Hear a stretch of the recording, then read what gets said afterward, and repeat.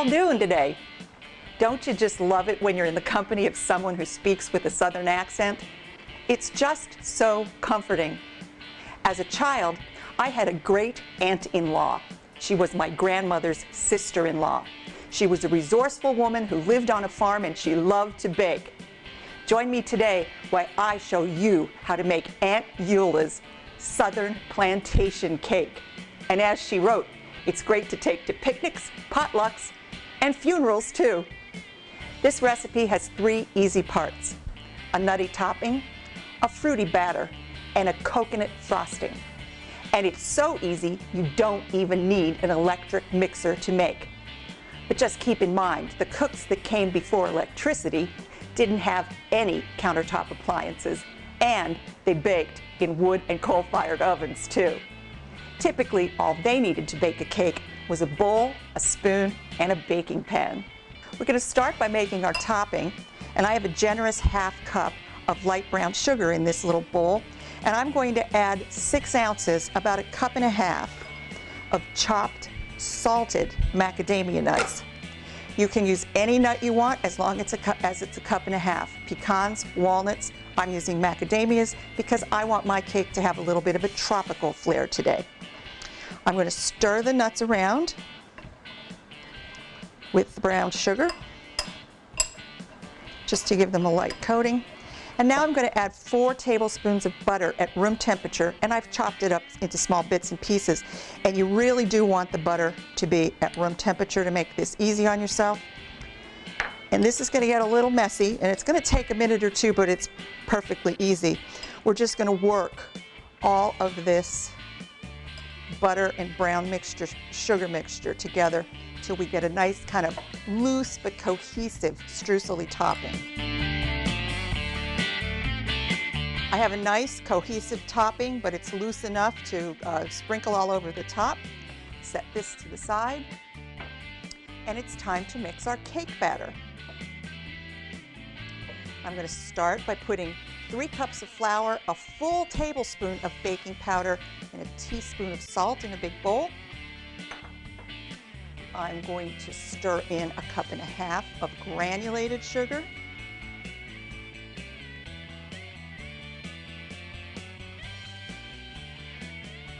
I'm going to make a little well in the center. I'm going to lightly beat 3 eggs.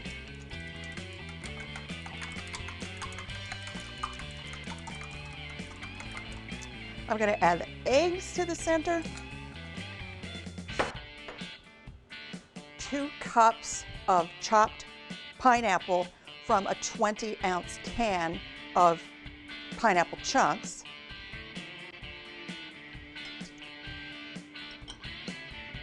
2 teaspoons of vanilla extract, 2 teaspoons of bourbon extract, and a cup of pineapple juice that I kept from the can. Stir this all together. It'll just take a second. This is how easy making this cake batter is. And you can use sliced peaches, you could use sliced pears.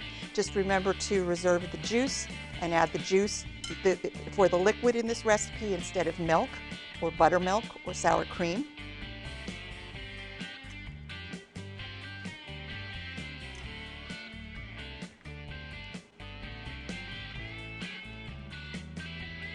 A little bit more. We want to get the flour pockets that, even if you have a few, it won't make too much of a difference. That's looking good. Now I'm going to do this for the camera, which is backwards for a left-hander like me. I'm going to pick up this bowl.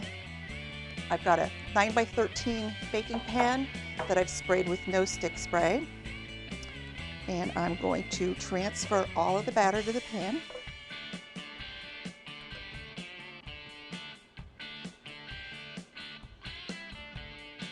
I think I'm going to stop there, put this down and scrape it out by hand.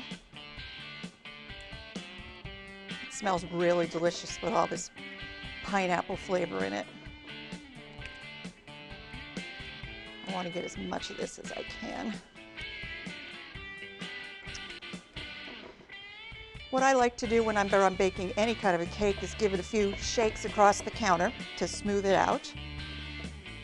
We're going to pick up our topping now.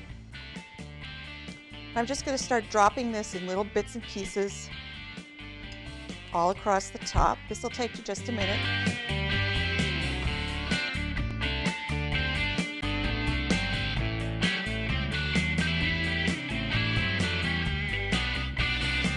I'm going to pop this into a 350-degree oven and let it bake for 35 to 40 minutes until it's golden brown. I'm going to bring it out and we're going to top it while it's hot.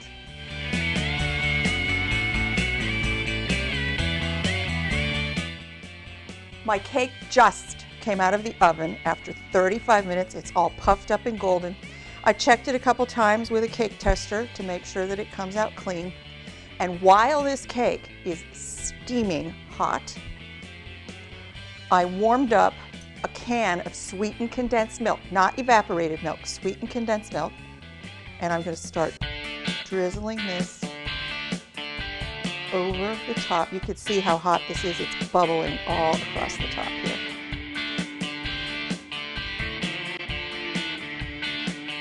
Just drizzle this evenly all over the top of the cake.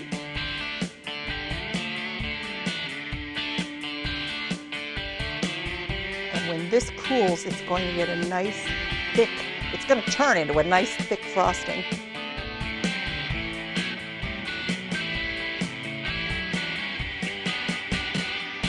Oh, yum, that's going to soak in there. This is so delicious. And while the cake was baking, I toasted a cup of coconut in a skillet on the stovetop.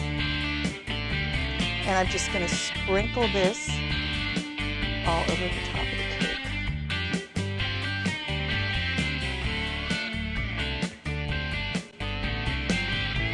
As soon as I get all of this coconut on, I'm just going to let this cool completely for about 3 hours.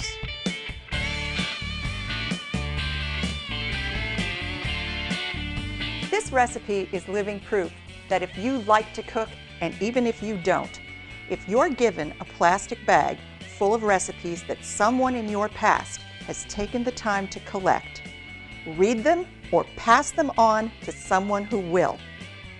All recipes matter. For this and all of my recipes, just go to my website.